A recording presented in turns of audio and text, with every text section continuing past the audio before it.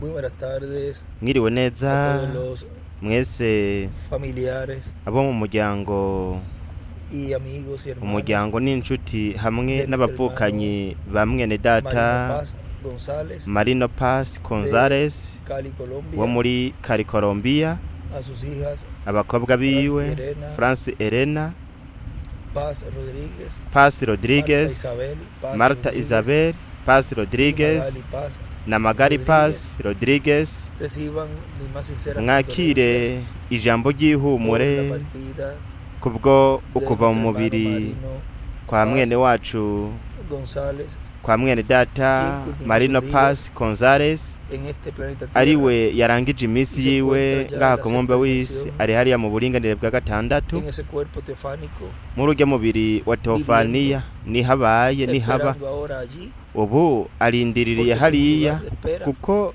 kijya n'ikibanza cyo kurindiriramwo a que arindiriye pase por el ko paraíso azoca muri y lo paradizo recoja, nuko abahitane ocurra ese juicio que va a ocurrir allí, habe rujya rubanza Ibe ruzobera nuevamente hariya hanyuma bagaruke nuestro. hagati muri twebwe y a nosotros los que estamos hanyuma natwe bakiri bazima vivos, estar preparados para tube ese evento de la twiteguye resurrección, twiteguriye ico kintu lo cual es c'umuzuko una promesa ari para wo este ari tiempo final, isezerano rizoshetswa en la muri iki cual gihe ca nyuma. luego de la resurrección estaremos nosotros Hariho inyuma ya y'umuzuko preparados para twebwe tuzoba que al vernos twiteguye ser así tugavye transformados, kugira ngo tubabonye tuce duhindurwa. estemos conscientes Muzirikane de que hay un programa yuko divino, hariho umugambi el w'Imana cual ari está wo siendo cumplido uriko paso a urashitswa paso intambwe ku yindi como un plano nka en plan construcción. canke igicapo c'inyubako. Cada hoja Buri rupapuro tiene rwose ciertos detalles ruba ruriko amakuru y runaka esos detalles van kandi siendo plasmados ayo makuru agenda edificio, arashigwa casa, mu ngiro yubakwa la cual muri iyo está nyubako canke inzu dibujado. ariyo aba yacapuwe Dibujo ngaho, viene a ser luego kandi ico gicapo una hanyuma realidad kiraheza en kigahinduka esa ukuri construcción ya muri iyo nyubako yamaze kubakwa yaheze. esa parte que Ico está gice dibujada kiba gicapuwe viene a ser ngaho ya una kiraheza realidad. kigahinduka ukuri, Y kandi en las hojas del plano de Dios mu mpapuro za pra y'Imana mu mugambi wayo ya trazado haramaze gucapurwa va a darnos ko yo un cuerpo izoduha eterno umubiri glorificado, uhoraho uhawe y ubwiza, tiene kandi todos los detalles ya de irafise ese amakuru cuerpo yose yerekeranye Está n'uwo ya mubiri, dibujado en yose ese plano, yaracapuwe en esa hoja, kuri iyo pra kuri la urwo cual rupapuro, estamos ya por llegar a arivyo bigiye esa parte gushitswa de ese kino plano, de ese gice programa, c'ino pra y'uno en este mugambi tiempo.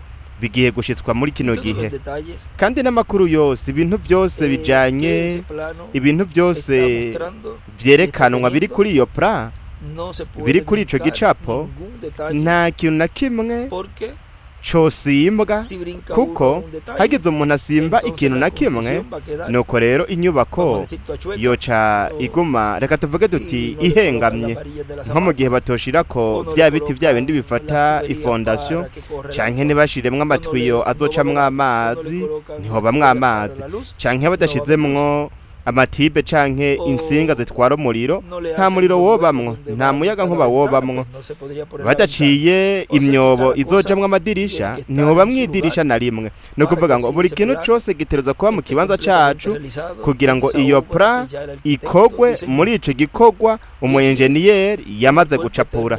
Uko niko rero bimeze mu mubiri uhoraho uhawe ubwiza umwe wese muri twebwe azoronka, hamwe n'abazogaruka hagati muri twebwe. Buri kantu kose kari kuri uwo mubiri uhawe ubwiza kandi uhoraho kose, buri kantu kose kariko karashitswa kagaragazwa, kandi hariko harakogwa buri kantu kose kugira ngo uno mubiri uhoraho uhawe ubwiza azoduha uzohinduka ukuri. Nk'akarorero, mu gihe hatari mu mibiri yacu hatari ukwizera ko kunyakugwa, ntihoshobora kuba kunyakugwa, hatari ukwizera ko guhindurwa, ntihoba no guhindurwa. Ni ukuvuga ikintu cose kijanye n'uko kw'iherezo tuzoronka uno mubiri mushasha gitereza kuba kiri kuri twebwe, dutereza kuba tugifise nko kwitegura canke nko gutegura ubuzima bwacu, kuko ntitwoshobora kuronka uno mubiri uhawe ubwiza, ntitwoshobora kuronka teofaniya zacu mu gihe listos. tutiteguye. Cada detalle Buri kantu kose de esa construcción, kari kw'iyo nyubako, de ese edificio kari kuri iyo que nzu, está dibujado en el plano por el akantu arquitecto, kose kacapuwe kuri plan n'umuenjeniyeri, kose gaterezwa kuba kari mu kibanza cako, el kugira ngo maestro de bityo obra ku puede iherezo decir, ya está hecha ubujejwe ico gikorwa la chef du construcción del chantier edificio, azovuga aquí ati está la llave. inyubako ngiyi yaramaze kubakwa, para ati poder entrar akira y poder imfunguruzo habitar kugira ngo en ashobore esa- kwinjira ese canke edificio, ashobore esa kuba casa, muri iyo nyubako ya canke muri habitar iyo en nzu, algo nuevo. abe mu kintu Pero gishasha. todo tiene que estar en su Ariko lugar. byose biterezwa kuba biri mu Nuestras kibanza vidas. cabyo, no mu buzima Todo bwacu tiene que estar rero en su lugar, byose biterezwa kuba mu kibanza para que cabyo, kugira ngo a través biciye mu maraso que yacu son las tuberías del agua, ariyo corra matwi por atwara nuestras amazi, kugira ngo esa agua de vida hacemwo eterna, mu mitsi yacu esa hacemwo ano mazi la y'ubugingo luz de la budashira, revelación, ariko kandi hacemwo n'uno y muriro alrededor de umuyaga todo nkuba eso, umuyaga es nkuba que wo guhishurirwa. nuestros cuerpos serán Kandi cambiados. muri ibyo byose, ibyo nibyo bizotuma Y umubiri toda wacu cosa que esté uhindurwa. contraria Kandi ikintu a ese cose plano, kitari kuri iyo pra, para kinyuranye n'iyo pra, que sea realizada esa construcción, kugira tiene ngo que ser quitado iyo nyubako de medio. izokubakwe gitereza Como al gukurwamwo, final, cuando uno gitereza va a gukurwa aho hantu. Ya Nko ese ku iherezo, edificio o esa iyo casa, iyo nzu canke esa iyo construcción nyubako siempre bagiye kuyishikiriza, hay una- buri gihe un recorrido hariho de los ukuzunguruka uca Le dicen- ijya nino, le decimos ngaha a los escombros ngaha que tuvyita ngo quedan siempre ni ocupados imyanda por las orillas iba y todo, yegeranirijwe y se hace iruhande, un recogido de ndetse n'ibindi limpieza, n'ibindi. Nuko rero porque umuntu si no araheza se limpia eso, agakubura, kuko ivyo bintu pues no está utabikubuye ngo todavía bikureho, terminada la casa. nuko iyo nzu ntuba Tiene que urayiheza. estar terminado todo. Utegerezwa kurangiza Y eso byose es lo más que ukabiheraheza, se afea, kandi lo más que ivyo afea nivyo la vyanduza cane, propiedad. ivyo nivyo O sea que ese bibonekesha último- nabaho hantu. ese Ni último ukuvuga yuko ico trabajo gikorwa es ca nyuma limpieza. ni ico gukora Vean, isuku, siempre gukubura.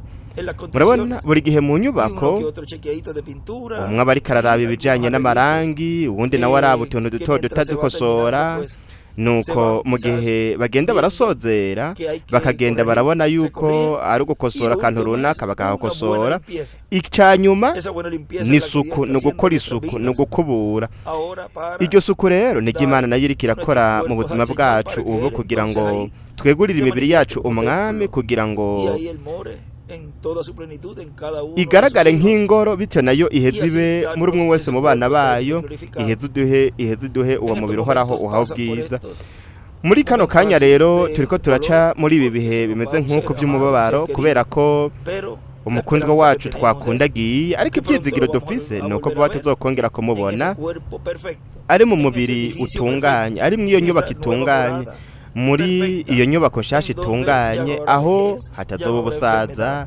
hatazoba indwara, hatazoba umubabaro, ariko byose bizoba ari umunezero uhoraho. Uko niko bimeze haba ku bavuye mu mubiri ndetse no kuri twebwe bakiri bazima.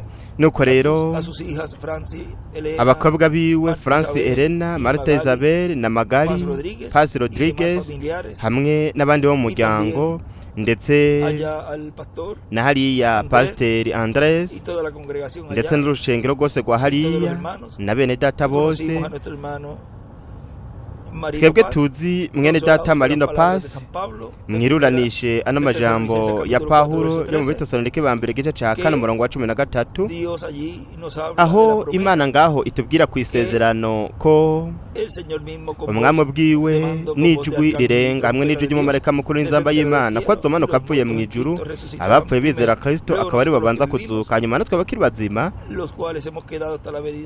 twebwe tuzoba dusigaye kugeza kukuza k'umwami tuzoca duhindurwa. Ni ukuvuga ngo ni isezerano kuri umwe umwe wese muri twebwe. Nuko rero dutunganye ubuzima bwacu imbere y'umwami, kandi byose tubishire mu rutonde, byose bitunganye kubw'abana bashitsi vuba tuzokwakira bavuye mu buringanire bwa gatandatu.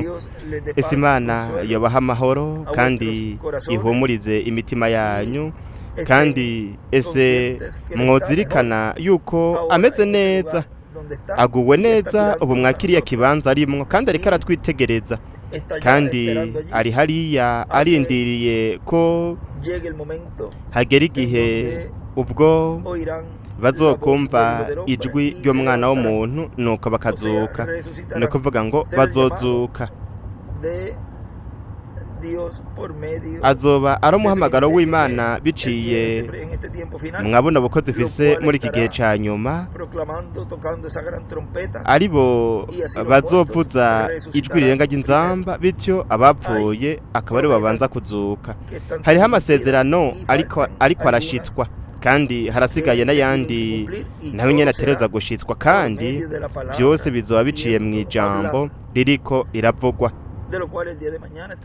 Ibyo ku munsi w'ejo tuzobivuga ko mu nyigisho z'ejo, mu mabanga yamaze gushitswa, ayariko arashitswa n'ayazoshitswa. Imana ibahezagire, Imana ibarinde, mubandanye mugira umunsi w'amahoro hamwe n'ibyizigiro, kuko ibyizigiro nuko tuzokongera kumubona mwene data mukundwa n'inshuti Marino Pasi. Ese Imana ibahezagire, Imana ikabarinda mwese.